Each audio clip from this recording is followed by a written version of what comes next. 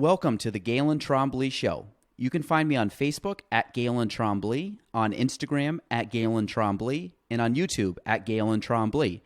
Spelling GaelanTrombley. Enjoy the show.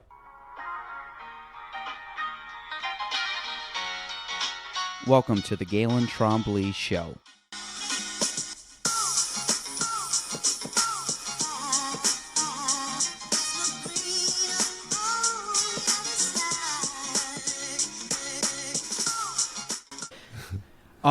Hello, everybody. This is episode 81 of the Galen Trombley Show. I have a returning guest today, but returning for a solo podcast because he did manage to weasel his way on, and then the first time we had him, and his exact expression today when we were getting started was, "You're really scraping the bottom of the barrel." And really, this is my third bottom of the barrel pick, so he's the only one that said yes. So really, he's at the bottom of the bottom. But no, he's a great guy. Kevin Patnode, welcome. Thank you. Thanks for inviting me. You're welcome. I feel like I'm in your living room here and we're shooting the breeze. I got a couch and I got pillows. I mean, we're one TV away from really having a whole setup here. So. Great view. Great view. It's a rainy day, but I think we all. Do you like rainy days? Well, I was scheduled to golf today, and that messed it up. So. Okay, so I'm scheduled to golf early tomorrow morning. So we might be in the same boat. But do you golf a lot? No, once a week, and it's usually just to hang out with friends of mine and pick on each other and make fun of each other's good shots. Which are few and far. But if you get four guys in a group, you're bound to have at least one or two good shots. Yeah, it's kind of like a scramble version. So, now where do you normally play? Well, normally play at Harmony. Because Harmony is, I'm from Keysville originally, and we it's run by all these Keysville people, and we just have a great time. The good thing about Harmony, also it's 14 holes, so which I know it's only 4 or less, but you can easily get around under 3 hours at Harmony. Which I'll be honest, I grew up playing golf, love golf.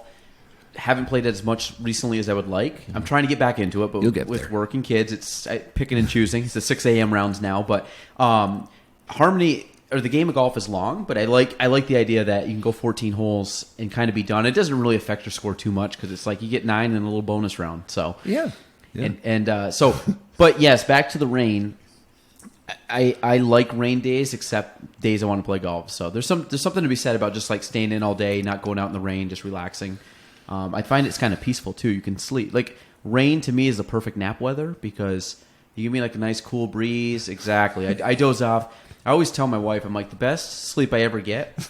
Exactly. If I could like lay on that couch, open up. If these windows had screens on them, I would open up the window. I'd get the breeze off the lake. I would have the nice like rain paddling. There's a metal roof here. That'd be a nice little white noise.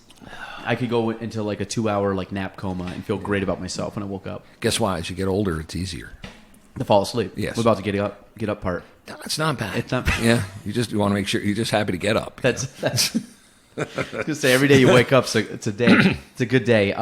So Kevin, again, you were on before with Coryer Staffing, but give people who do not know, I guess, the full Kevin, like kind of give them your elevator pitch of how you became the 2020 Kevin Patnode, because this is now your show. You can do what you want on this one. Well, I've got to tell you, one thing that I've done throughout my life is I've always tried new things. And, my dad had a farm. I was raised on a farm, and I was born back in the 50s. And he had a farm, and I went to high school in Keysville. It was Osable Valley at that point in time. And graduated in 74. And in 1974, there weren't any teaching jobs. I always wanted to be a teacher, No jobs. So I went to Plattsburgh State, got a business degree, human resources, and I worked for the Grand Union Company for 12 years in various capacities. I worked at their headquarters. I managed stores. And the last store I managed was in Glens Falls, right off Aviation Road. And I remember going in there, I had had it. So I walked in on Friday to the district manager's office, who happened to be in that store, and I said, look, I'm not going to be here Monday. So I just told him, I said, I'm done. This is not what I want to do. So, and how old were you at the time? I was 33. Okay. I was 33, and I had my wife and my daughter, and I got matriculated back at Plattsburgh State and got into the MST program, and I got my master's and started teaching school at the age of 35. So I'd been around the block. So when I started teaching, it's kind of like when you had gray hair, you had instant credibility with the kids because they said, "Oh, this guy's old. He's not going to be. It's not one of these young kids we can, pull the wool over their eyes." So I started teaching, and I taught school for 27 years. While I was teaching, At what district? Sable Valley, Okay. same one I graduated from, and while I was teaching, a fellow by the name of Art Lefebvre. I was teaching U.S. history and government, 11th grade, so I wanted to get different perspectives, and I went to see Jim Andre he was the chairperson of the Republican Party at that time, and I wanted to get a sign. It was a presidential election. I'm trying to think who it was. I think it was Bill Clinton, and I'm trying to think. Anyway, I tried to get a sign from Jim Andre and one from Art Lefebvre. Well, Art Lefebvre was cagey. He said, he got me in the car and drove me around the town. I said, "Gee, I really don't have time for this. I just want to get a sign to put in my classroom from both parties so I can put them up on my wall." But he kept talking. He says, "You interested in politics?" I said, "Well, yeah, a little bit."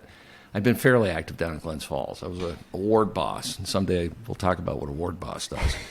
But he said, "Would you be interested in joining a political party?" I said, "Yeah, sure." And so I did. And 97, August of 97, I was appointed town justice. There was a vacancy. Gary Latterell had resigned to run for a different position, and they appointed me.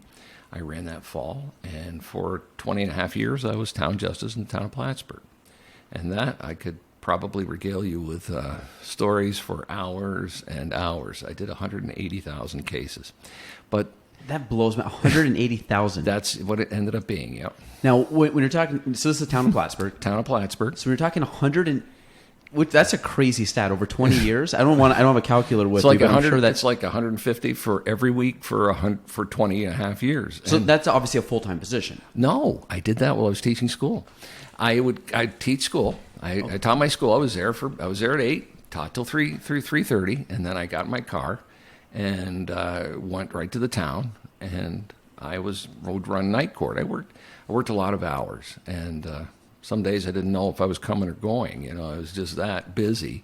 And of course, in that position, you get called out in the middle of the night. You get called out all hours. Of course, the law enforcement agencies all knew that I taught school during the day. So the minute school was out, it was like, "Oh, let's call Patnode in. We'll get him in," and that's usually the way it went. But I'd have 150, average about 150 a week. But I had some great support personnel at the town. There was you have court clerks, and I had I was trained by a really good judge who was there, and he worked with me. And I trained in Albany, and it was. So you average, like, in theory, 30 cases a night. Yeah, and the average. We'd only have court once a week with new cases. We only had court once a week, but I would have all during the week. We'd have preliminary hearings, evictions, small claims. Every night we'd find something. Felony hearings, and you'd do that all. That all week long. So, which again, Plattsburgh is, because you're talking only the town of Plattsburgh, right? That's correct. So really, and I don't know what the population of the town of Plattsburgh is, 10,000 maybe, something like that? Yeah, it's 11, so it's almost 12 now. So out of all of that, there's 150 cases a week that you had to hear out of that. So we get a bunch of delinquents. Well, no, they weren't all from mostly that. You see, if you were a town justice, you could handle felonies anywhere in the county. Okay. So if you got a felony DWI in Champlain and they couldn't get a judge, they'd definitely always call me because I'd always answer my phone, and and my wife used to wake up and ask me what it was I was getting called out for, and then toward the end, she never even heard the phone. I mean, she'd done it for so long, and I'd done it for so long. So you would have to go in the middle of the night to hear stuff? All the time. Well, what was why would you have to wait? There's a 24-hour arraignment rule, but the local state police didn't have a holding cell, so they didn't want to hold them, and I can see why. They wanted to get the person arraigned, and either back in those days, you either set bail or you're released on their recognizance, and so most of the time. They'd call me, and I would get up in my jammies and put a trench coat on and shuffle out, scrape the snow off the car, go out and do that. Sometimes on a weekend, I might get called out 4 or 5 times. Maybe Friday night twice, maybe Saturday night twice, maybe Sunday night once. 2 o'clock in the morning, 3 o'clock in the morning. So you're always on call in that job? Yes. And were you the only guy? Nope, there were 2 judges, but I got the lion's share of the calls. I was trusted. Yeah.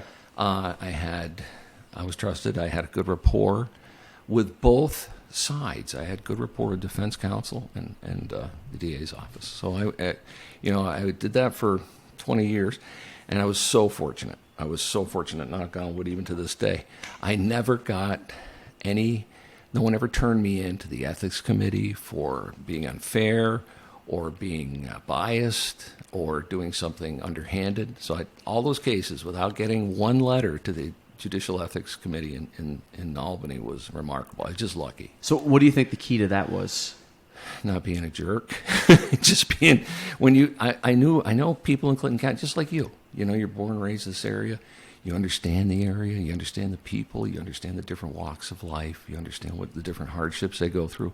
And you just don't treat anybody poorly. You had to respect them and understand where they were coming from. A lot of times, people are in situations that they really can't control. And it might be substance abuse, it might be domestic abuse, and there are a lot of things that contribute to that. And you just learn that, I never thought it was a Supreme Court position. And being a teacher helped me because it was more counseling in many ways than it was. I didn't get up in the morning and say, well, I'm going to be a jerk today. I'm going to punish everybody I see. That never entered my mind. I'd get up in the morning and say, I just hope I can get through the day. That was my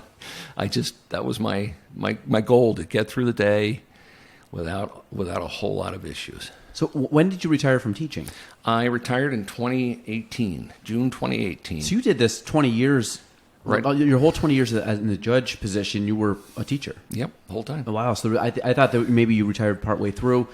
So it never got it. So basically, 2018, we were just like, I took everything off my plate. Yeah, for a little bit. For a little bit. So then, what are you doing? I mean, because you seem like a guy that maybe I'm wrong, but do you sit still well? Like, no, you like doing stuff? Yeah, I think you and I are probably very similar in that regard. There's a local gentleman that has an advertising business and does very well with it. And he was talking to my wife, and my wife said to me, "You used to be just like that. He's really wired." And she said, "You used to be." Is it who I'm thinking of? Yes. Yes. Okay. And she said, I said, "Look there." I said, "I was like that."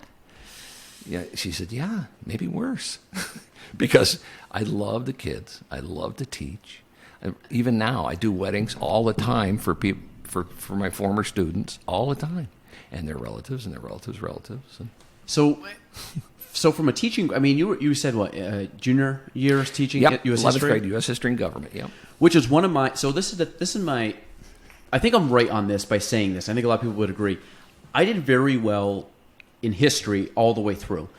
I was really lucky. I went to Shazy. We had some phenomenal history teachers. Good school. And I mean, Mr. LaFleche, Daryl LaFleche, I don't know if you know him, but he passed away a few years back, which was unfortunate. I mean, he was one of the greatest storytellers I've ever heard. And then we were lucky. I only had him when I was like in junior high, and then Rob McAuliffe teaches. He did. Now he's the elementary principal. But he taught that for many years, and I had him for a few years. And it was like, they're just good storytellers. And I think part of the reason that kids, gravitate towards history, it's the only subject that I know in school that you're telling stories, because it's history. It's not math. You're not doing equations. It's not science. I would know I'm terrible at science. So, but I could sit there and I could listen to stories, and history was one of those subjects. I very rarely took notes. I took notes in math, took notes in science. History, I just sat and listened, and then I just took it in. And then I could just regurgitate. You might have to look through a couple stuff for specific dates and stuff, but for the most part, you're following a timeline. It's like, okay, we're in U.S. history, 1700s, going into the Civil War, going into the Battle of Antietam, and all these things, and you're just listening to, it's like some of my favorite movies growing up were like Gladiator, The Patriot, all these, old. Lincoln was a phenomenal movie. I don't know how old that is now. Probably older than they care to. I remember seeing it in theaters, which now I think it's late. It's a long movie, but it's good. But like stuff like that. Like sure. So what did you find that with kids, that they just gravitated towards stories? The thing is, because you're a pretty dull guy, so I don't think you tell great stories. So I got to tell you, in New York State, I was kind of goal driven, and we have a Regents. You had 11th grade Regents, and frankly, it really wasn't that hard, but some kids just didn't dig it. They didn't get it. They didn't want to do it. And I would I never use a textbook hardly at all, just for vocabulary. The rest of the time, I use graphic organizers. I use my whiteboard and my computer to give lessons, and it worked really well.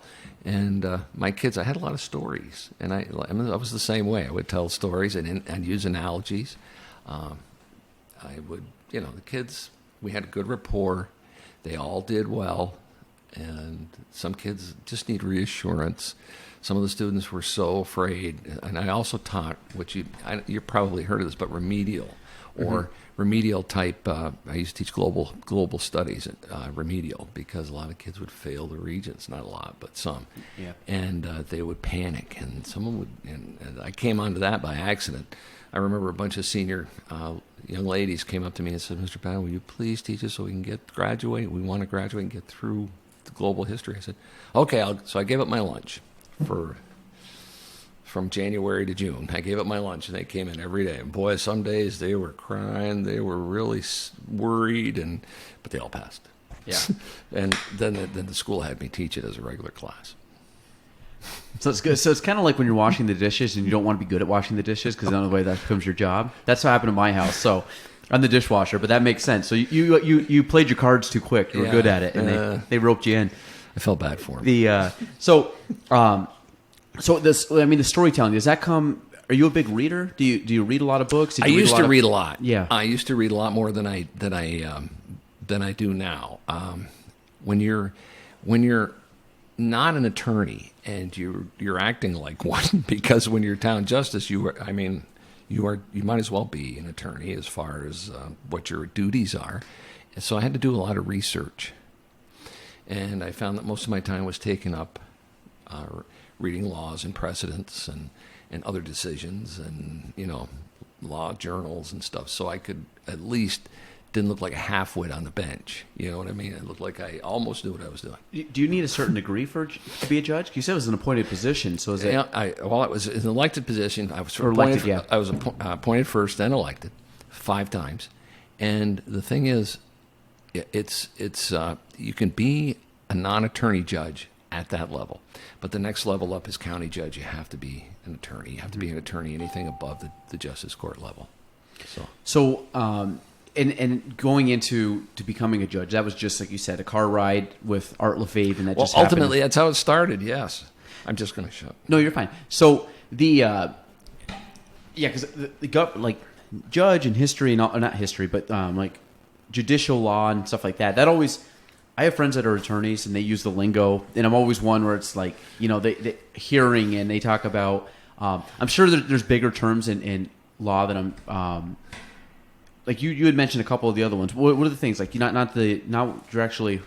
You said in a week you see so many people. Oh, you might get arraignments and things like that. Arraignments is when you initially come in, and they're advised of the charges, and they're assigned counsel, or they tell you they're going to have a counsel. Then you might have and counsel is an attorney. Yep, okay. You might have evictions, summary proceedings. That's what they're called, where you evict people. Yep. from non-payment. Usually, there are many ways to do it. A preliminary hearing, let's say you're charged with a felony and there has to be enough reasonable cause to charge you with the offense. They might ask for a preliminary hearing. It goes on and on and on. Pringle hearings, all these things that you would do. And then every night there would be something going on, So it's just like the law stuff is always trying to like wrap my head. You watch like TV shows with the law court case, and I actually use the analogy of a prosecuting and defending attorney when I talk about real estate, because I'm like, what's a buyer and a seller's agent? I'm like, well, think about going to a court case and you got a prosecuting and defending attorney. You want your own, like, you know what I mean? So, well, yeah, it's so there's a lot. I mean, that's the only analogy I use from law, but there's we do all the time with lawyers and stuff, but it's it's attorneys, but it's civil stuff, real estate law, and it's not very rarely do you have people come to blows at the closing table. For the most part, we stay clear of that, which is good. But there's sometimes obviously disputes come up. But I think at the end of the day, from a law perspective, it's usually just if you get common sense, level-headed, and I think you got to look at stuff. Like you said, you got to know everything about the situation, but kind of have a good background knowledge. You talk about the area and the hardships and things, and then you got to. I think you would have to focus on. Not really making an emotional decision or making a quick decision, but just kind of looking at it as precisely. overall is okay, there's definitely some gray area that you can play with, and it's like, okay, it's not black or white. There's always, okay, what's the situation? And I'm sure there's a lot of like gut instinct that you had with a lot of stuff that you made decisions based on kind of how it felt, and you can't really explain that. It's just years and years of, I'm sure by year 15 to 20, you had a little bit more background than year 1 to 5. Oh so my it's God. so you kind of you've been around the block. Like I've seen that before. And Well, it's after the way you are in real estate. I mean, you can look at a property and size it up probably in a matter of minutes. It's. Well, I was rushing through a house before I got here, and they's like, "Hey, can you come in and we want to remodel some stuff?" I sold the house to them a few years ago. We want to remodel some stuff to possibly sell in the next couple of years. I said, "Okay." I said, "Yeah, I'll stop by in real quick and look." So I was going around the place, and basically, long story short, is I've 10 years of doing this. Year 1, I've been like, I mean, yeah, I think that's good, and I wasn't very definitive back then because I hadn't seen a lot of different scenarios. This was like I walked in, I'm like, no, like what they wanted to do. I'm like, you're on the right path. Don't do it. Switch it here. We were talking basically about making another bathroom or master bath, and I kind of redid everything there. And like, we didn't even think about that. And I'm like, yes, 100% do this. And I could go in there with like 100% conviction and say, this is what you have to do, versus 8-10 years ago where it was like, I mean, that would be cool if he did that. Now I can literally go through a house and be like, do this, ding, ding, ding, ding, ding, change this, change that, keep this the same. That just, again, is just, I can go in anybody's home and just rattle off stuff because I've seen thousands of homes. So it's like, and I'm seeing thousands of homes with an eye to see homes, meaning like, you may have gone in 1,000 homes. Like people have come to your house, you've gone to other people's houses, had parties and stuff, but you're not like looking at it with a critical eye. Yeah. So when I'm going in and looking at thousands of homes as like buying or selling, what's issues, what's good, what's bad, eventually like something's got to stick in my brain, right? It's kind of like using courses, doing court cases. At some point, I got to be somewhat good at this, you know. So well, you're only 30. I'm only 30. I know, and the thing with real estate, I'm kind of like a dinosaur in the real estate industry because a lot of people don't spend 10 years in real estate. Like it's either late in their career or early in their career, and they either don't stick with it long enough, or it's hard to get into real estate and really stick with it. So like the first 5 years, I basically got through because I was young, didn't have a ton of expenses, and it was kind of probably too dumb to get out of it. So I was just like, I'm just gonna like keep bashing my head against the wall until I figure it out. And then the last few years have been better, because I'm like, okay, now I'm like, but you look like you're having a good time. I love it. Yeah, and I think you called this my playroom, and it kind of is. It's like I just had a bunch of stuff. I mean, I wish it was actually a little bit bigger to add some other things to it, but we're gonna build some shelves and kind of clean up some space. But at the end of the day, it's having fun with what you do. Like if you did 20-something years between teaching and being the judge, like that's a lot. You know what I mean? You got to like it. I mean, if you're not, you're probably putting in most days anywhere from 12 to 14 hours. So it's like, you got to like what you're doing. That's the only regret I have. Sometimes, when you're working and you're doing that now, you put your head down and you say, I'm going to do this and I'm going to do this and I'm going to do this. And then when you pick your head up, it's 10, 15, 20 years later. Yeah. And it's like all this time has elapsed. And you say, gee, it seems like yesterday. You said you have a daughter? Yeah, my daughter is 38. She lives in Albany with her husband. He's in a PE, and he's a civil engineer, and they're doing well. And that's. And you have just the one child? Yep. Yeah, and one of the things, I have 2 young children. I have a third one on the way. So like we're busy. Yeah. So it's busy times. So like right now is just chaotic, but I've gotten pretty good at my weekends. Typically are family. Like I don't good. Yeah, I don't plan a lot of stuff on the weekends. Like I joke about going golfing. Like I'll tee off at 6 and I'm back by 10:30. And that's just one. I'll just get up earlier to get my recreation in, and then I spend time with the kids. And then even at night, if I'm not doing an appointment, typically I'm like, I try to get home as soon as possible, and then just spend time with the kids till like 9, and then they're to bed, and then you get maybe an hour to 2 hours at night, and then you go to bed and repeat. But Galen, that will change. Right now, you are the center of their life. You are the center. But what's going to happen is they're going to grow and they're going to change, and soon you'll be on the periphery, and that's where you're supposed to be. Mm-hmm. So and so you have to. Right now it's crazy. You are the center, but it won't be that way forever. Yeah. And you're on the periphery, and then you're going to sit back and you're going to say, "Wow, I did a good job. My wife and I did a great job." Yeah, and that's my hope is at least until. I'm assuming, we have my oldest will turn 3, basically 2 weeks before the next one is due.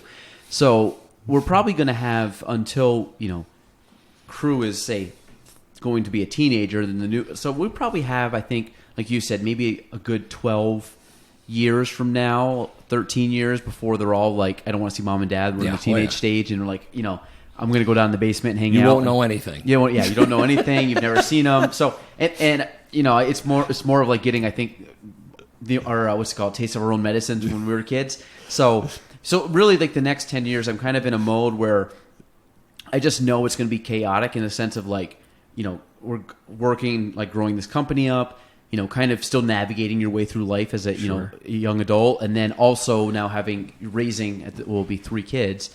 I was so pumped to turn 30. Like some people don't like aging. Like I'm the exact opposite. Like the only thing that's negative about 30 is I get up a little slower than I did at 20. That's about it. But mentally I feel better. I'm in a better place in the sense of like just stability, meaning like you have a family, you have kids, I have like a better purpose in my mind in life than when you're 20 and you're just like flying by the seat of your pants. Yeah, absolutely. So I was pumped for my 30s, but then I look at the next 10 years for me, I think it's going to be really fun because my kids will be young and I'll have a lot of good memories from my 30s. It is a good time. Now, what's their age range again? 2.5 and just over 1. Wow. So like my son will turn 3 on Christmas Day, and the new babies due January 10th. That'll be good though.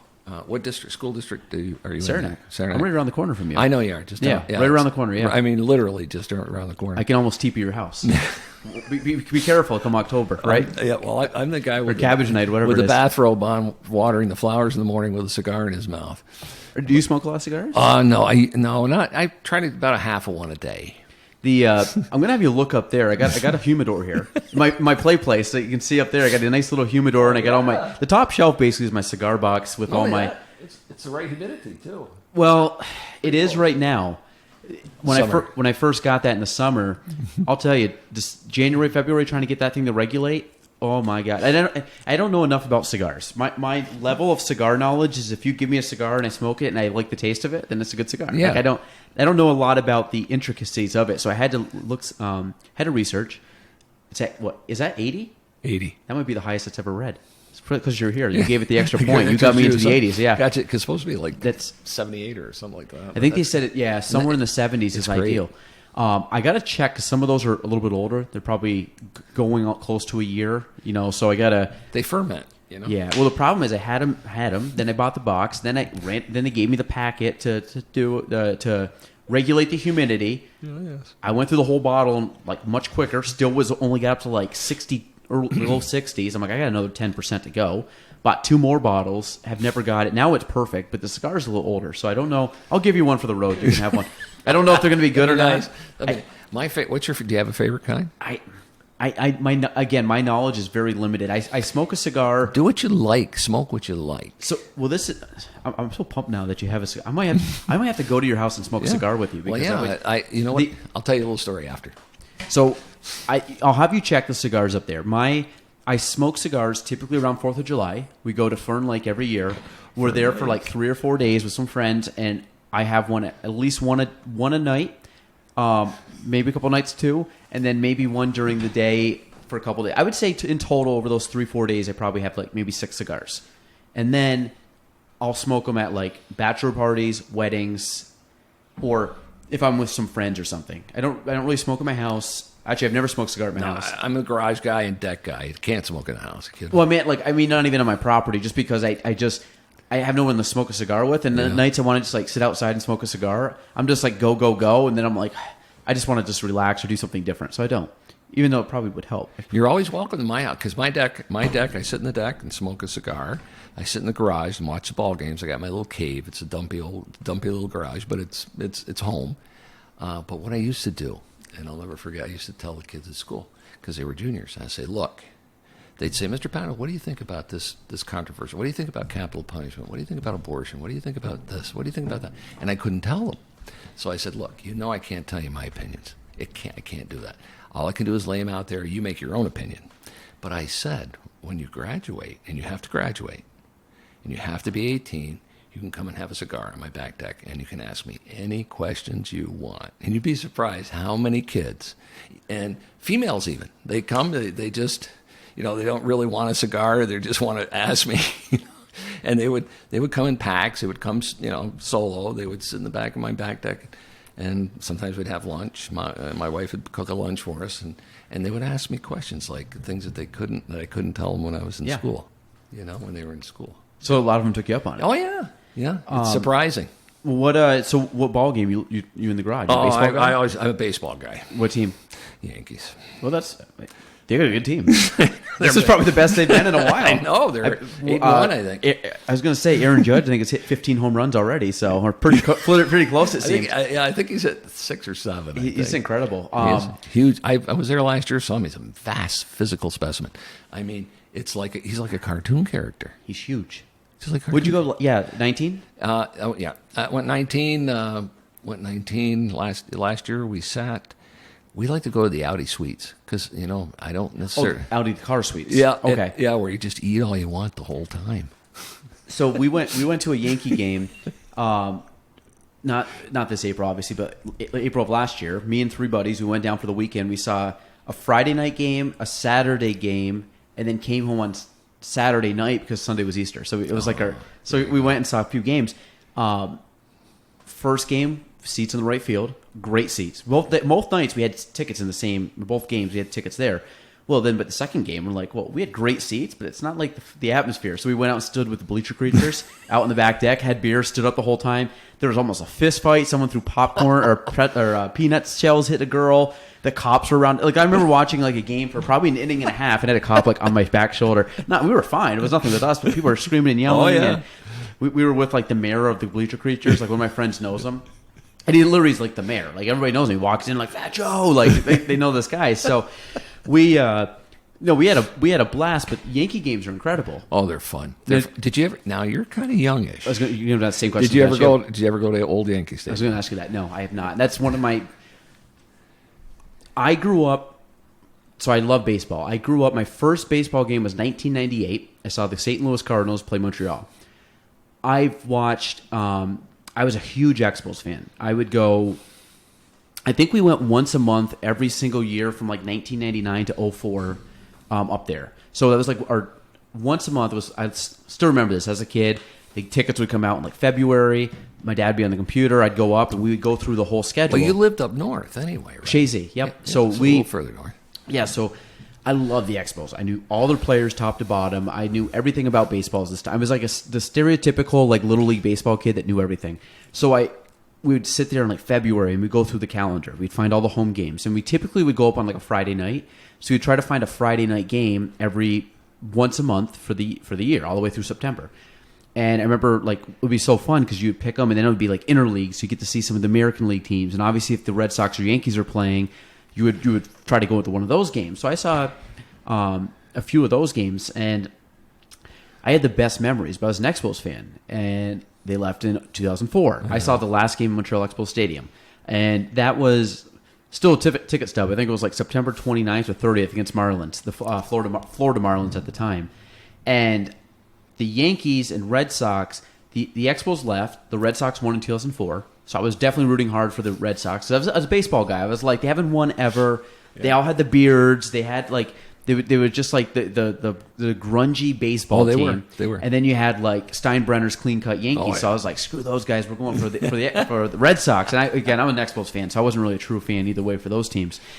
And then my wife loves the Yankees.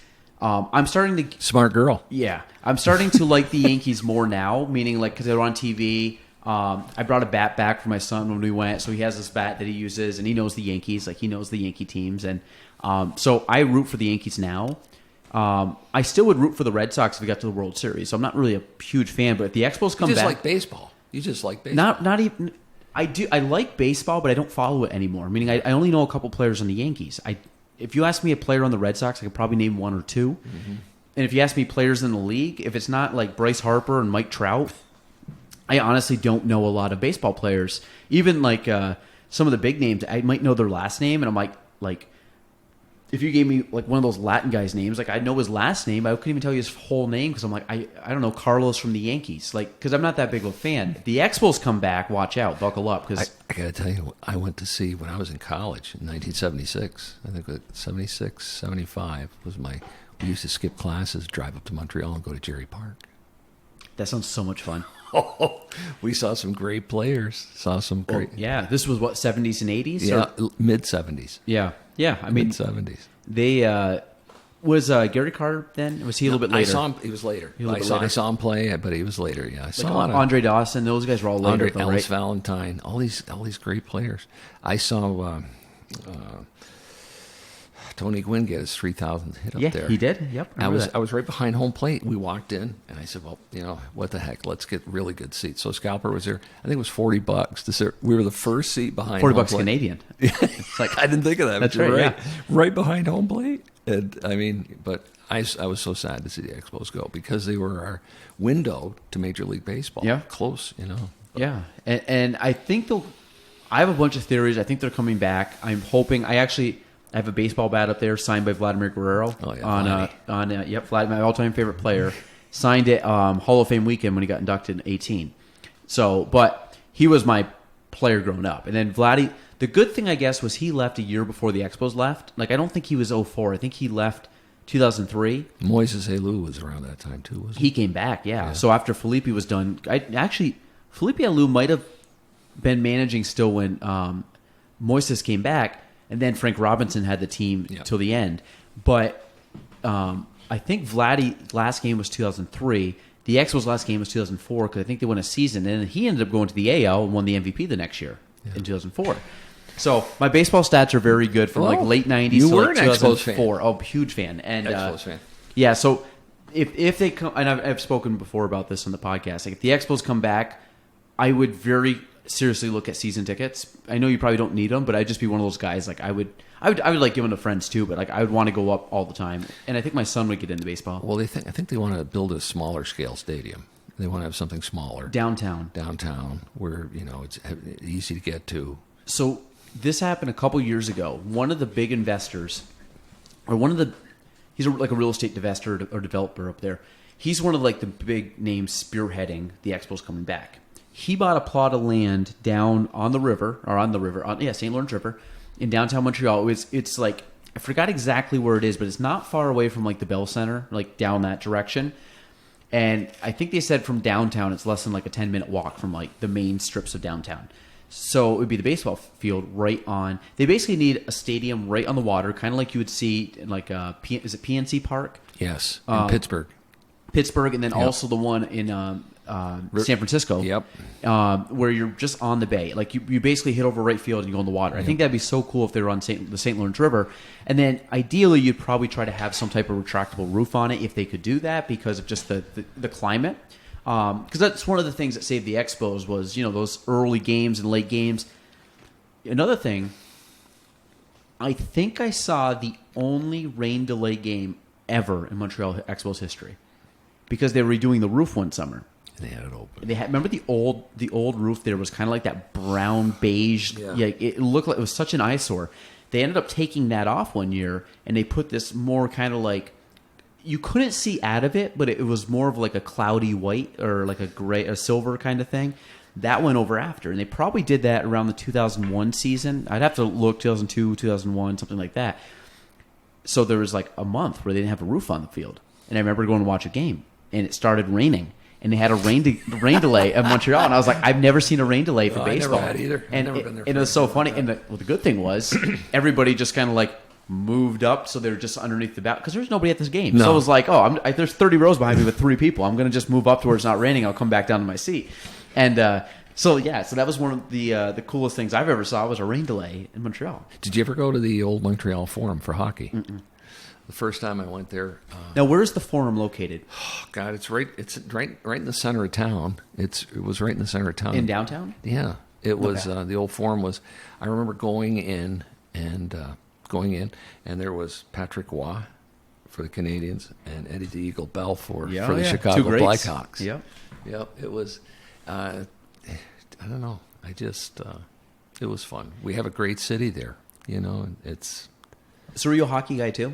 No, I like hockey, but nothing like baseball. So baseball, I like that's sports. so Yeah. Yankees. Like That's my team. do you watch them every night?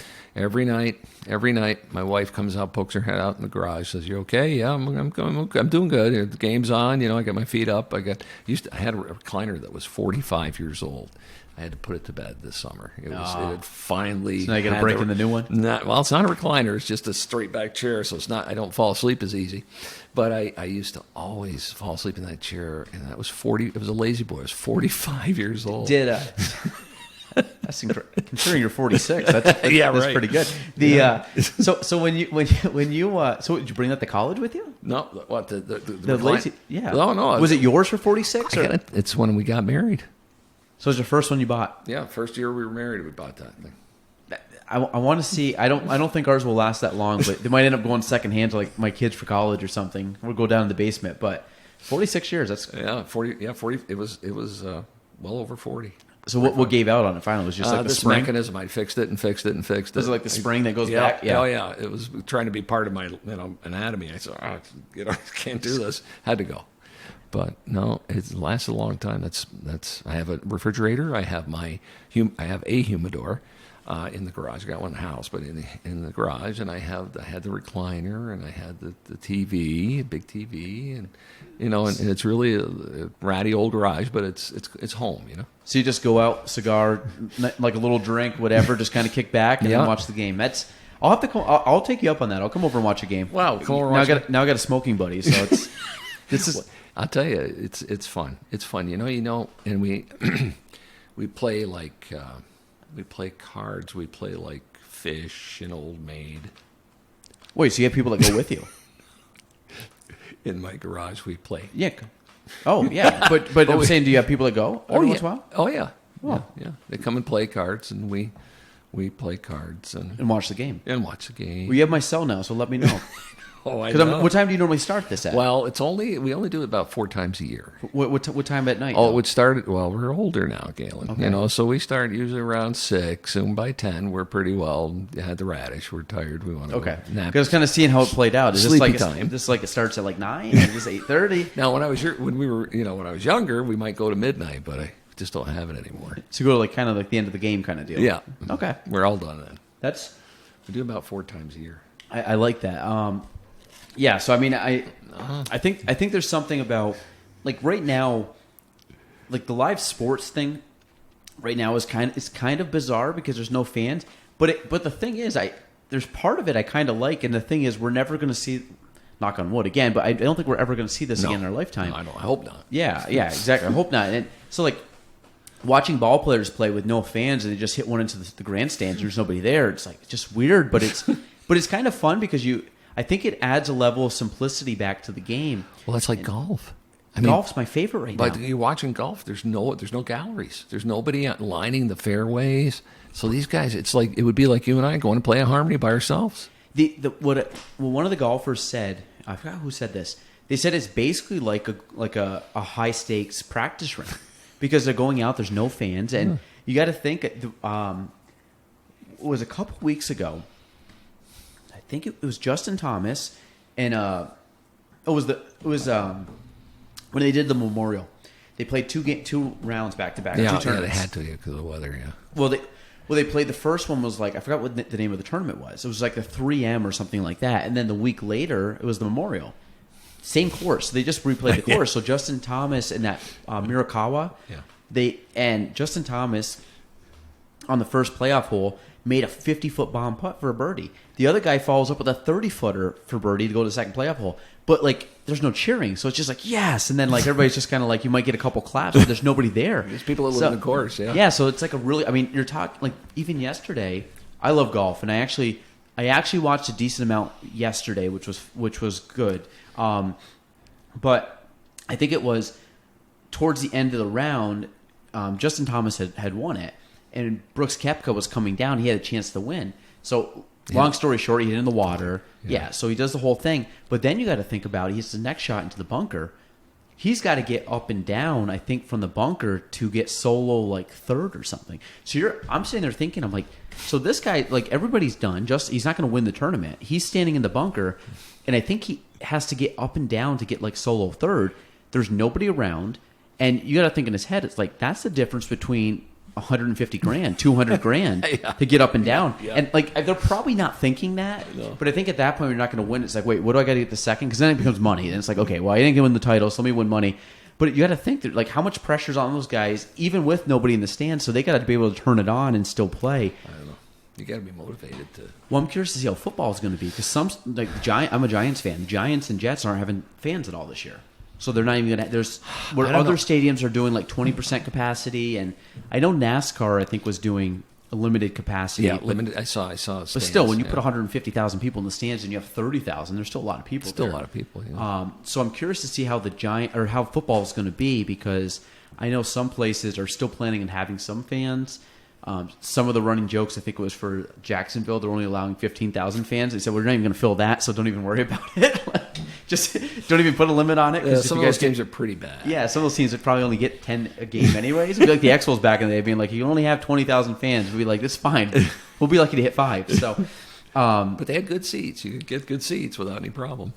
Every time we sat first row. First baseline, anywhere from the first row up to maybe the 7th row. Every time, just the right of the dugout. And that was our seats for 7 years and 6 years, whatever it was. And I watched so many games from there. And I've been back twice. We watched the Red Sox play Toronto in a preseason game, which is we actually had tickets to see the Yankees this year. Was that well attended? 50-something thousand. Wow. So every year they've done this, probably for the last 5 years. They have 2 games. Typically it's Toronto versus the Yankees or Toronto versus the Red Sox. So we went up and watched the Red Sox play. We sat right behind home plate. There was 50-plus thousand. They played back-to-back games. So they played a Friday, Saturday, or Saturday, Sunday. They had 50,000 both nights. Then we went up. This year we had tickets to the Yankees against Toronto. I was pumped. We were actually going to bring my wife's grandmother up, who is 80-something years old, has never seen a Yankees game. She's like you, watches every game. Mm-hmm. So we were like, this is great. We'll bring her up to Montreal. We'll have her at least see the Yankees. And with COVID, that got canceled, unfortunately, so maybe hopefully next year. But I wanted to go see Vlad Guerrero Jr., who plays for Toronto. So it was hard to get seats. Like, they easily would have had over 50,000. See, I think if they had an American League East team, that's it. That way you'd see the Red Sox, 18 times. You'd see the Yankees 18 times. Well, that's 36 games of full capacity. And Toronto. Yeah. Toronto would be their biggest rival. Yeah. And you'd have Toronto, and you'd have your worst team would be Baltimore. Yeah, like I mean, from a rivalry standpoint, it's got to be an AL East team. Yeah, I think Tampa Bay is probably the next one to move.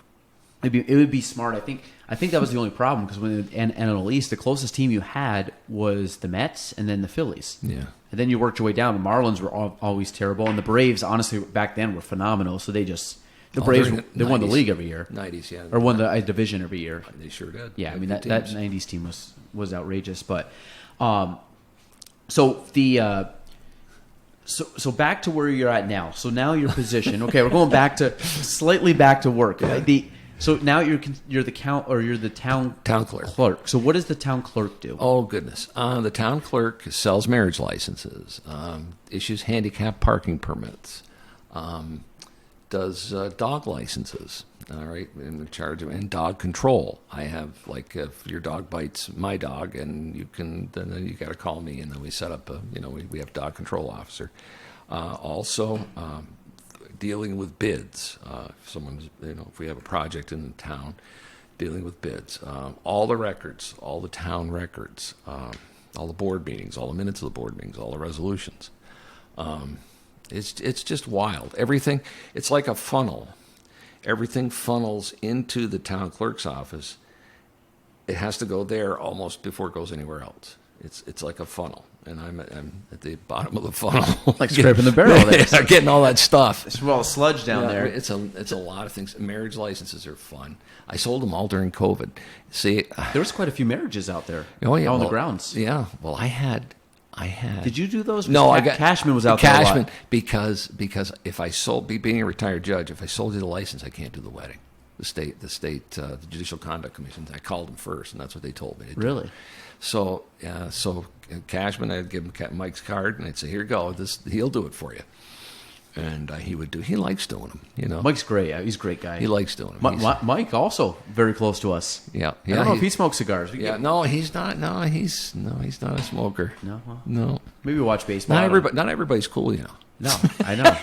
That's. If you were here, I hope if you were here, I'd say the same Cash thing. Money. I hope you hear this because we'll give you a personal invite. We'll bring out the 46-year-old recliner. He's a character, though. He is a character. He actually came on here, and he was one of the best people I've ever had on here because, I mean, you know Mike very well. Like, Mike's a phenomenal speaker, great storyteller, great, just a great person overall. So I just love, I love hearing his stories, but he's got I like his background. I like his approach to stuff. I like, he's Irish. I like that. So, I mean, and he was talking about his trip to Ireland, and he's, and actually, I think one of the biggest things at the time, he just had done the honor flight, but he was the honor flight. I forgot the name, like the head of the flight or whatever. Or he was the ceremonial, flight captain or chair or whatever was that flight, and that was like a big deal to him because I think he had seen it off a few times. Mike's really into that.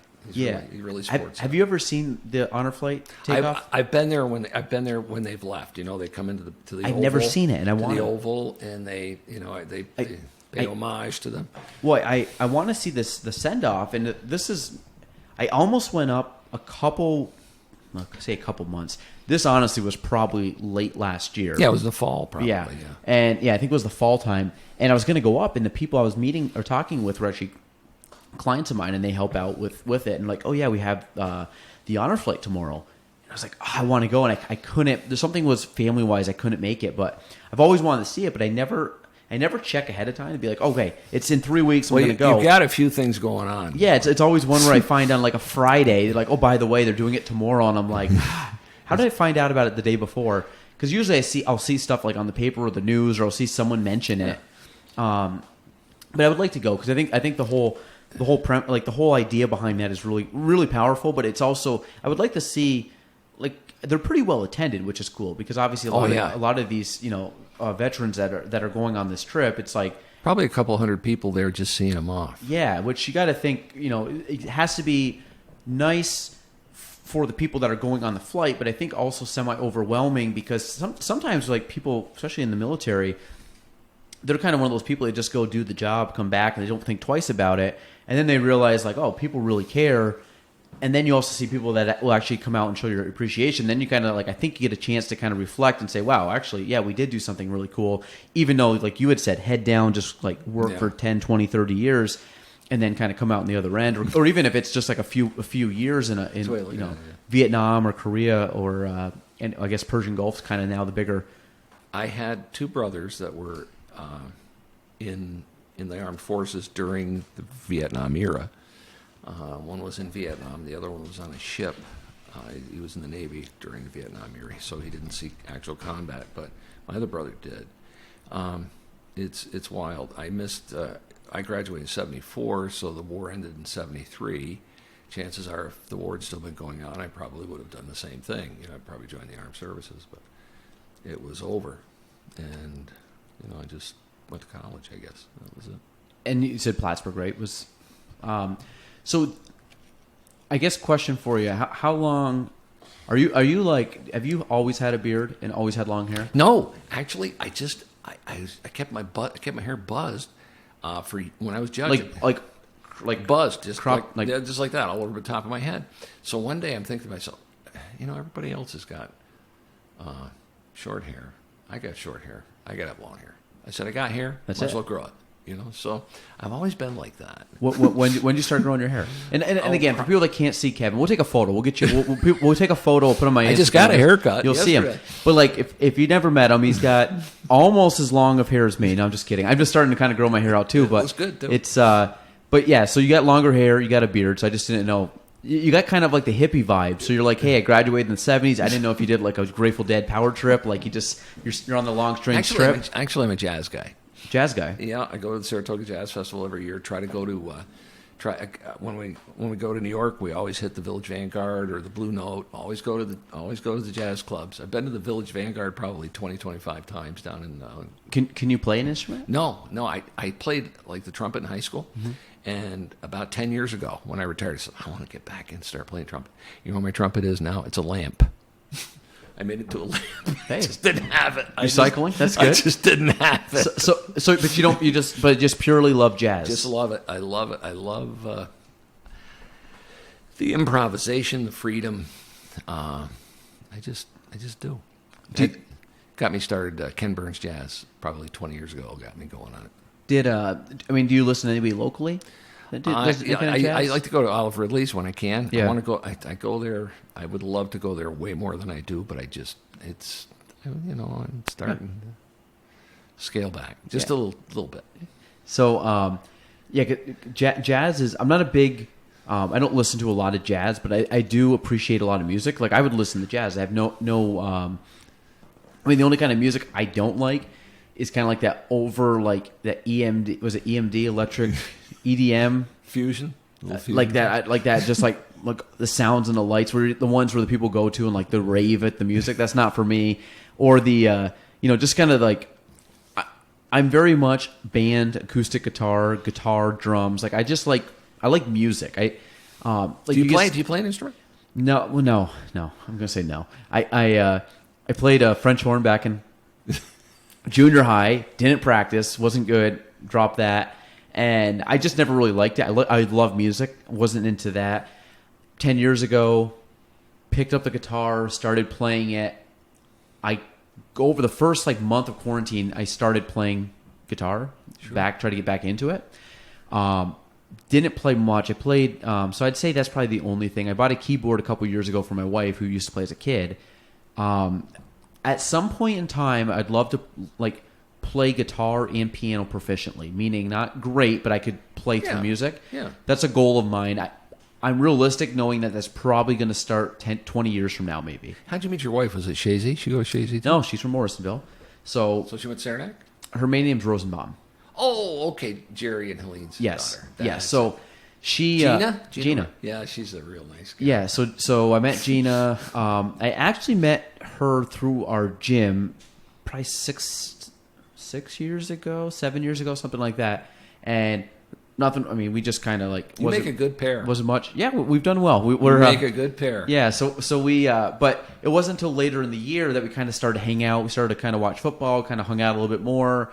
And long story short, it just kind of, we just kind of mutually got closer to each other that way. And then, we've packed a lot in very quickly. Married now on 3 kids in probably 6 or 7 years. So we're in our second house together, which is nice. So it's been good, but so it's a good combo. She's one that she works from home. She does massage therapy, but she's with the kids pretty much all day. So besides the times when she, is doing massage, and she's really good with the kids. So it's nice she gives me a lot of freedom to come out and, like you said, play around all day, in my day to day. And then, go home, and it's fun to go back home at night and see the kids and see Gina. And even though it can be chaotic with kids, it's still fun. You still have those you're in a big time people oriented business, and you gotta take a little time for yourself. I know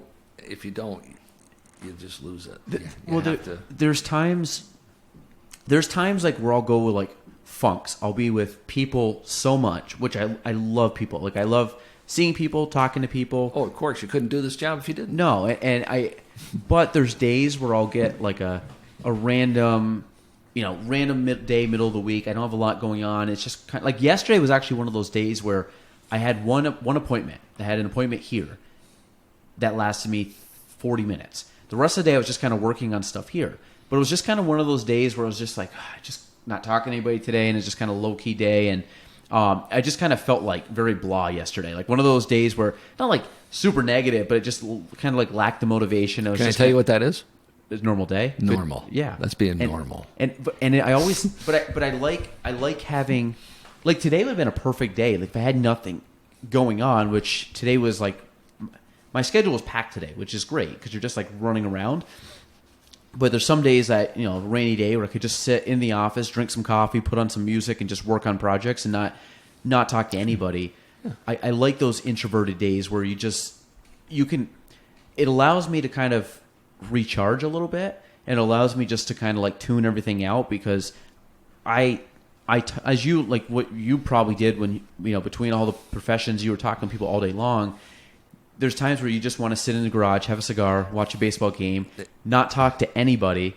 Sanity. Yeah. It's a way to recoup your sanity. Yeah. Get it, and then you, like you say, charge your batteries, and you're good to go. You can't go at that pace all the time. You have to chill a little bit. So when you were doing all that, was that you still were watching the Yankees? Still, oh yeah, that was still a thing. That was my thing in the garage, and I'd watch the Yankees until I got the phone call from the New York State Police or the Clinton County Sheriff's Department. Can you come in? We have a DWI, or we have an assault, or we have an unlawful imprisonment, or we have. And I just get up and it's matter of factly. I just get up, put my coat on, and go out, or just go out. It's just, you see the darndest things at 3 o'clock in the morning. I hit a beaver with my car one time doing an arraignment, and he was right on the bridge, and I felt awful. I said, well, when I come back through, I'll move him out of the way. I came back through. I obviously didn't kill him. He was like a bowling ball. Hitting a bowling ball at 20 miles an hour, 30 miles an hour. I hit him. Didn't kill him. I drove by. I was going to also have to throw his body off to the side of the road, and bang, he'd gotten up and walked away. You see deer, bears, people under the influence staggering in the road. They say, do you need a hand? No, I'm good. It's like, okay. As long as you're not driving, I'm not going to see it tonight. I could care less. If you're not driving, just don't get in front of a car, please. And things that use all kinds of things 3 o'clock in the morning, just driving that little neighborhood that we live in. So do you miss the judge part? Maybe not being on call all the time, but do you still miss the... I miss the people. Yeah. I miss all the attorneys I worked with, all the law enforcement people. I miss my crew at the court, because we had 4 full-time clerks. We were so busy. One year we got 60,000 phone calls. See, we have the Northway, and vehicle and traffic is huge. It's huge. It's $1 million What is a year in the vehicle and traffic. I mean, if you're for speeding and all these things. So it was huge. That's where most of the cases came from. I probably had about a good 60 to 70,000 criminal cases, but the rest were vehicle and traffic offenses. And I missed the crew. We had 4 full-time clerks, and they're just wonderful people. Are any of them still there? Yeah. They're 3. One nice lady retired, and the other 3 are still there. So who's the judge now then? There are 2 judges. One's Martin Mannix Jr., and the other is James Joyce. Oh, okay. I know James. Well, I know James' wife more. Yep, Melissa. She comes. Yeah. So she great lady. I don't even know what he was. I probably should know, but I voted for him. But I don't even think I knew what he was going for. We had a sign in our yard. Gina stuck one out in the front yard for him, so I didn't. I'm just like, I'll just vote for him. He seems like I like his wife. So he's a very, very. He's got a perfect temperament. Yeah. He and I are polar opposites, but we're good friends. But we're polar opposites because he is more laid back, and he's very pensive, And I was just But the thing is, by the time I got done teaching school all day, when I walked in, I was very laid back because I was exhausted, and so it worked out. Are you a coffee guy? Yes, like all day long kind of coffee guy? No, just a cup in the morning? Couple cups in the morning, and I'm good to go. Yeah, so you don't do like an afternoon? No. So there's no time on the way home from school you like grab a coffee? After a good meal, I might want a cup of coffee. Are you like dinner time, have a cup of coffee after dinner? Yeah. A good meal, I might have that. Instead of dessert, I'll have coffee. See, we're like the same people. So are you talking like at home you do this? Yeah. Oh, so you make one at home? Yeah. I'm usually I'm out, we'll do the same thing. Yeah, if I'm like my favorite places to get coffee, if you're having like a nice sit down meal, it's basically like Iris's, Latitude 44, Anthony's, like the places where you kind of have like a good meal, and then it's at the end people get dessert. I'm not a huge sweet tooth guy. I love ice cream, but not really like pastries and stuff or cakes. But yeah, nice little French press after. Just a nice little cup of coffee, and to me, that's dessert. I have a sweet tooth, but I just when I dine, I'm the same. Yeah, and caffeine doesn't affect you. No, I can go to bed. I can go to bed anytime, fall asleep. We're the same, and people are like, the caffeine must knock you out. I'm like, no. Like if anything, it just kind of regulates me, and I go to bed. It's like a nice little melatonin caffeine shot right there. It's good. So. No, I love this, and I didn't know what the clerk position was really, because it's always one of those positions that go on the ballot, and I never know what it is. Oh, everything has to funnel through there. Licenses, if you're going out of business, you have to get a going out of business license. You have to get a peddler's license. We we deal with the gambling and the gambling commission. So if you're having bingo, you have to go through us to get the bingo What approved. about lotto tickets? No, nothing like that. We don't do a lot. The state takes care of that. But bingo, like Queen of Hearts, Oh yeah. things like that, all have to go through my office. So that's just within the town of Plattsburgh. So like when Town. they do it down in Morrison, or like just down the road from us, when they do it at the Legion, that goes for you. 1609. Yeah. Yeah. So because they have one almost every year, right? Yeah, they don't have bingo. They have Queen of Hearts, and they have their little pull tabs. I remember I always say this a couple years ago. Now it was probably like 6-7 years ago now. But remember when Rouse's Point like was down to like 5 cards, and I remember because we had an office up there. That's a lot of money. That's a lot of money. They had a ton because isn't it a certain point where they can only pay out a certain amount of money and everything else goes to the Legion? Yeah. So the Legion's pretty nice there Yeah. now. They got a good Legion. So, but I remember going and I would go up, and this was when I was going to the Rouse's Point office. I would go over like on a Wednesday. No, they pull it on what, a Friday or Saturday? And the one in Morrisonville's Friday, I think. It might have been Friday too. Yeah. So I would go over like Tuesday, Wednesday, middle of the day, and you would be like 3-4 people deep getting tickets. Oh yeah. Oh yeah. And this was, I'm like, and then it was just nonstop. So all day long, they're just, because word got out, they're down to 10 tickets. And then this went on for about 4 or 5 weeks. And finally someone won it. And I just remember, I didn't buy a lot. I'd go in, and I think I spent $20 a week for 4 weeks maybe. It was like, I'd go down and get like 5 tickets or whatever.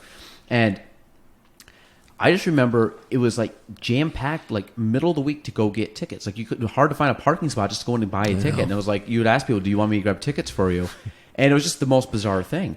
And that was the first time I ever even heard of the Queen of Hearts. And now I'm like, this thing is like rocked and rolling everywhere. Gigantic. Well, why wouldn't you do it? It's the best like money-making thing out there.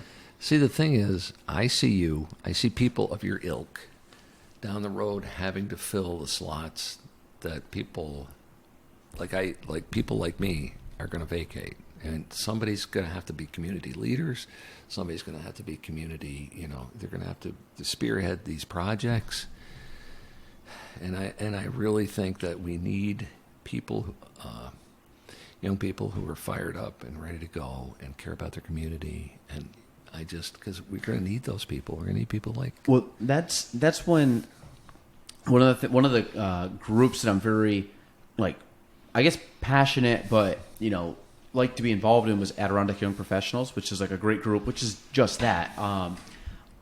I hope, I think it will happen, but I hope that membership doubles or triples, because that's always one. And I actually spoke to Dave a little bit about it, but that's an organization that has no reason to be under 100 members. Like when they have an event, they should be having, anywhere from 50 to 75 people showing up consistently, because I just believe that there's so much benefit to it. But a lot of it is just getting kids out or young people out that see the benefit of going to these events, like strength in number kind of thing. The networking though that you can do there, it was incredible. You have people in real estate and law. You have people in other types of businesses. I mean, it's a great organization, because those people are going to be the leaders, and you're going to feel it when it'll come to you as a younger person, as a person that's involved and cares about his community. You will feel a pull, and that pull you'll say, "Wow, I'm not going to run for this, or I'm not going to do that, or I'm not going to be chairperson of this charity. It's not going to happen." You'll feel the pull. And it will pull you, because if you care about your community and you care about people, and you do, and a lot of people of your age group that are in this young professionals group do, you're going to find that the pull, and you won't even realize it, and all of a sudden you'll find yourself being more involved in the community and more involved in the community. Because if we don't, it's imperative. It's imperative that we get involved in our community. I've been asked to be on a few. I'd probably say I've been on 2 boards in my life. Both of them I was only on for like a year or 2.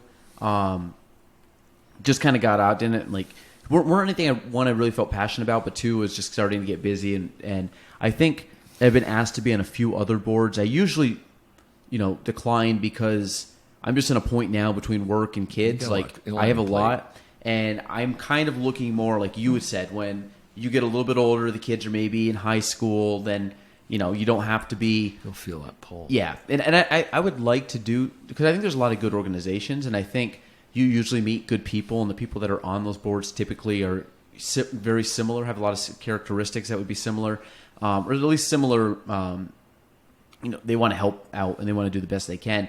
I think I'll do stuff probably in 15 years from now is my guess, when things like with the kids, maybe I don't know, because 15 years you're only going to be 45. I know, but like I'm looking at my youngest That's at that still point would pretty be young. 14 or 15, so Yeah. they'll be in high school. I'll see. Well, again, like my dad was on a bunch of stuff growing up. He's still is involved. He's been on the school board for, I don't know, 16 years, maybe 17 years. Like, I think he's might be the president now. I mean, he's been on for a while. Like, I've seen it growing up where he was. I've only been out of school. Yeah, he was probably on the school board for 6 or 7 years that I was in school. So, and he's still on it. And I've been out for a little while now. So, Yeah, you are 30. yeah, it might not. Yeah, 12 years now. So, but at some point I'd like to do it from a giving back standpoint. But I think you got to have. I think I'm a pretty level-headed person. I think I think through things well. I think I analyze stuff enough, not overanalyze, but I think I analyze enough to make a good decision without like dragging stuff on. Because I'm also one too where, perfect example. I saw you last week. I was getting plans for my house. Yeah. I was happy as could be when Donna emailed me back and said we found them. I was like jumping for joy. So. But then I saw you, and I'm like, Kevin, I got to get you on the podcast. You're like, let's do it. And here we are 5 days later. I think we just coordinated really fast. And I'm one of those people that I don't like to procrastinate stuff because I just think to me, it's like a bad habit. So if I'm like, hey, let's do the podcast, we could have said, let's do the podcast for 3 months and then finally did it in October. And instead I'm like, I'll go send you an email. And I think I sent you an email the next morning and said, when can we do it? And that's just, if I say it, I'm just like, here, let's just do it now, because I find if I can just jam it all in now, I'm going to be able to do more later versus pushing you off and then it's going to go into something else. But that's how life is. I mean, there are people who talk about doing things, and there are people who do things. And And one of my things I always say is like I want to be a doer, not like a doer of stuff. Like I want to, because ideas are great. Everybody has ideas, but I said you're only going to execute. You're only going to pull them off if you execute them, and execution takes action. And that's something that I pride myself on when like you said, like you go, but I try to go when I'm on, and I try to relax when I'm not. So like weekends, I try to completely check out. Unplug. It's easier said than done because I'm in a business that it's a client. It's basically client services. Like people are going to reach out to you, and you're at the mercy of if you want to keep them on as clients or whatever. And I've gotten a better balance at it for sure. But there's still times where it's like, okay, yeah, let me. Like I got done golfing early Sunday morning. It was like 9:30. Nicolette texts me. She's like, hey, someone wants to see a home today at some point. And I literally just like, let me call them. Like, can you guys meet me there in 10 minutes? Because I'm driving back from the golf course to my house. Yeah. I'll swing in real quick, and it worked out perfect. And they were good, really good, like fun. I really like these people. So it was easy. Like I showed up, had my golf stuff on. They didn't care. We saw the house. I was back home by 10:15. That's not that big of a deal, but it's like I'm one where I hate pushing people off. So I'm like, well, I almost had someone. I was actually, that's why I was kind of rushing today, because I added them this morning. Like 2 hours before I was going to the house, I added them. I was going to put them at 8:30 tonight because that was the only time I could go and they could go. And I was like, no, I'm just going to cram it in. We're just going to go fast and try to make it happen because I don't want to push, especially in the market we're in. You don't want to do that. So, is it a good market right now for sellers. Real estate? I've heard it was. For sellers, not for buyers. I shouldn't say that. It's good for buyers. The interest rates are at all-time low right now, which is good. If somebody's going to buy a home, now's the best time to actually buy a home. Absolutely. Having options to buy a home is tough. There's no homes on the market. For every house that's on the market, we probably need 5 to 7x whatever's going on because we have that many people. I just showed a house today. There's probably 8 or 9 showings on it today. My guess is there's probably 8 or 9 tomorrow. My people are interested, probably going to make an offer. I'm showing it again later tonight after this, and that's just me. There's other people that are showing it, and my guess is by tomorrow there's probably going to be 3 or 4 offers on it. And we've never seen that before. Not at least I haven't in 10 years. So I've never heard of it before. Yeah, and it's, within reason. Obviously, you can still overprice your home in this market, but if people are in the ballpark, with some sense of pricing, you still have some people that are throwing their house, like for sale by owners, are throwing their house on for $80,000 higher than what it should be, and those are the ones that make you scratch your head, because I'm like, you guys have such an advantage right now being a seller's market, because supply and demand favors the seller, that you're going to shoot yourself in the foot by just overpricing your home, because then nobody's going to even take you serious. And it's like, why don't you just, it's only going to sell in this range. Why do you think someone would overspend $80,000? You wouldn't buy a house for $80,000 over, so why would someone else want to buy yours for $80,000 over? And it's just but right now the average price, even the median average price, both of them have risen recently just because of supply and demand favor the seller. So you're going to see that days on market are about half the time they were from last year, which is incredible. Like I have listings right now. If they're going 2 weeks on the market, I'm like, what's wrong? Like let's drop the price. Let's redo our strategy. Let's whatever. Because I'm having most of my houses go off within days, and now we'll go 2 weeks. And like, now 2 years ago, a 2 week sale would have been like, you're bragging about it. Yeah. Like I sold in 2 weeks. Now it's like, well, what the heck's wrong? In certain areas don't have that, but it's different. It's different. But it's fun. Now, where are we going with this in the sense of, or I should say, with your current position? We talked about the ramp program.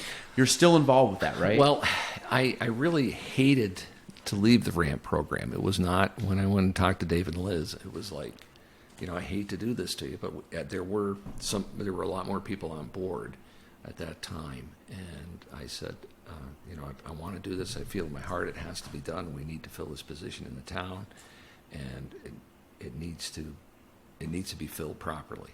So that was my motive for running. I was not. I just felt that we needed a change, and about 3 weeks ago, I'll be able to have a little bit of time to go to the high schools again.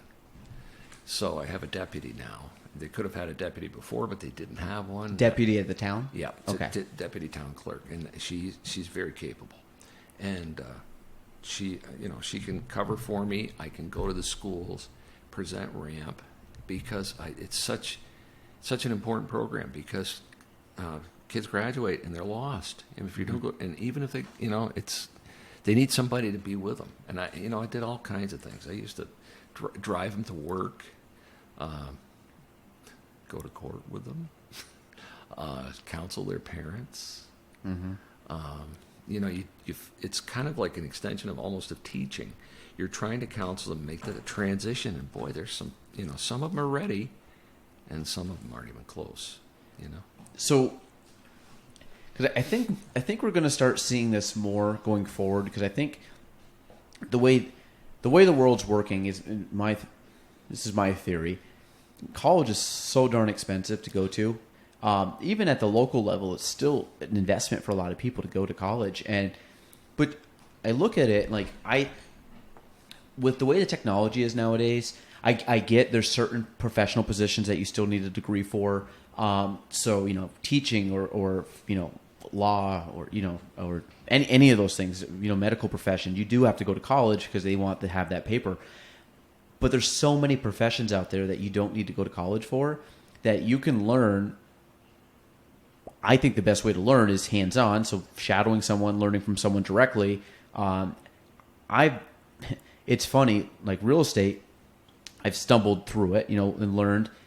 I learned a ton of stuff just watching YouTube videos. And I'm not saying like how to do real estate. I'm saying like how to market for real estate, how to do certain things, how to run programs for stuff we're doing. Like if you have a Google or a YouTube search engine, you can get a degree in that.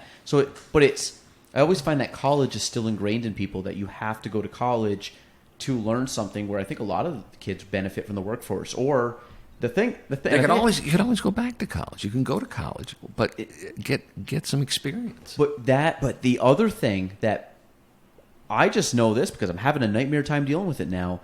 If kids nowadays want to get a very good career and want to know something and want to be able to market themselves and have their own schedule and run their own company, go learn a trade.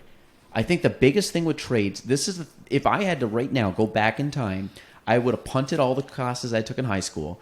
I would have went to CV Tech. I would have got a trade. I would have learned a trade. I would have come out with some type of trade degree, whether electric, carpentry, plumbing, something like that.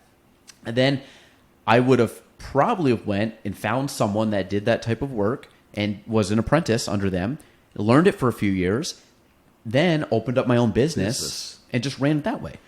that if I had to, if real estate doesn't work out for me, there's two things. I would either probably do something marketing because I do like marketing, or I would seriously look at going into a trade.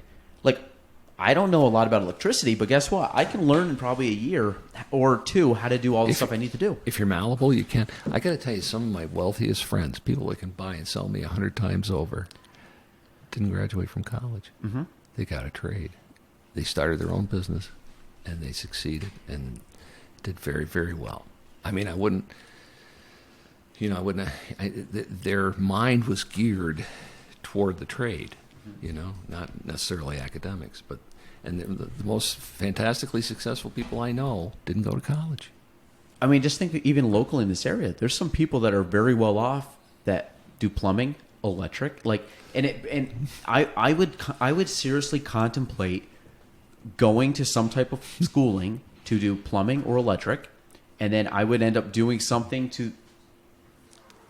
I would go to one of those two, and from there, you know Joey.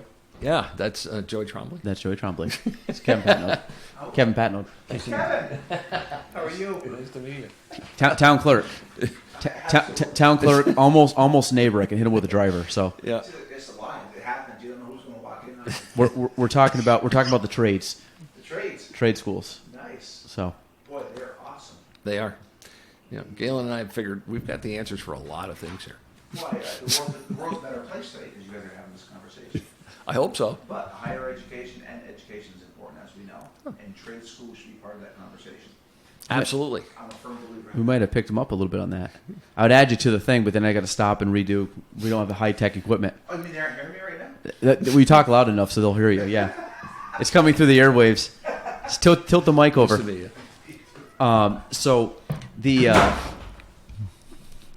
the ramp program is geared to get you job experience, work experience, and then you can find what you like. You're only 18 years old. When you're 18 years old, it's like. But you got to think too. At 2020, how many kids know how? I certainly don't. I didn't grow up with it. How many kids know how to rewire a house? How many kids know how to build a house? There's few people. The people that I'm most fascinated by is when I can sit there and watch people work manual, like building stuff with their hands, and I'm fascinated by it. And I use my mind more than I do anything physically during the day. So like you said, I need the escapism of my mind. But sometimes we had a roof put on our house. I helped with the roof. I was probably 70% involved with the roof, and I wasn't the head guy doing it, but I was fascinated. Like I learned a lot about roofing. But I just like that kind of stuff because I like woodworking and I like figuring problem solving out. Even just little home projects, like trying to just figure it out, and then you accomplish it. And you're like, that was pretty cool. Like I did it. But I think if I would love the knowledge of doing it, and I never took the time. And right now, I probably don't have the time in the day to learn it. But if real estate doesn't work out, I would seriously contemplate going into one of those fields and just learn how to do that stuff. Because there's going to be, you're already seeing it now, there's going to be such a need for that because the older generation that's retiring, people aren't filling in those spaces anymore. Real craftsmen are almost impossible to find. Yeah. Real craftsmen. Yep. Yogi Berra used to say you can learn a lot by watching. I was going to say it gets late early out there, right? Isn't that another good yogiism? People don't go there anymore. It's too crowded. That's Yogi. He was a character. He was a great number 8, right? Yep, number 8. Well, Kevin, you want to end there? Yes, sounds great. I had a good time. This was great. Now that I find out that I can't wait to go. Like I said, you let me know. We'll take a look at the cigars before we leave here, but I will definitely try to sneak over some night and watch a game with you and maybe have a nice little cigar, maybe even like a day game, nice little day game. Yes. Well, you a day game cigar guy, or is that just? No, I'm an 8 o'clock in the morning cigar guy. Oh. I get up in the morning and I have a cup of coffee. I go out in my bathrobe and blow the leaves off my driveway, and then I am who I am. Yeah. You know what I mean? So it's like you're the guy that can't sit down and enjoy a cup of coffee at the table. You got to be up and moving. I am who I am. I'm not going to change. It keeps you young though. Moving. You got to always move. I love kids. I love being around kids. I love people like your age. I get enthused being around people that are with it. That's it. Well, hey, I appreciate it, Kevin. Thank you for coming on. Thanks. We might have you on again just because, like I said, as we said before, the bottom of the barrel gets drained quick, so we'll get stuck with Kevin. So we'll get you back on at another episode. We'll have a good time. It was a good time. That's good. Episode 81 with Kevin Patnode. Thanks for listening to the Galen Trombley Show. If you want to reach me, you can go on Facebook at Galen Trombley, on Instagram at Galen Trombley, and on YouTube at Galen Trombley. The spelling, GaelanTrombley.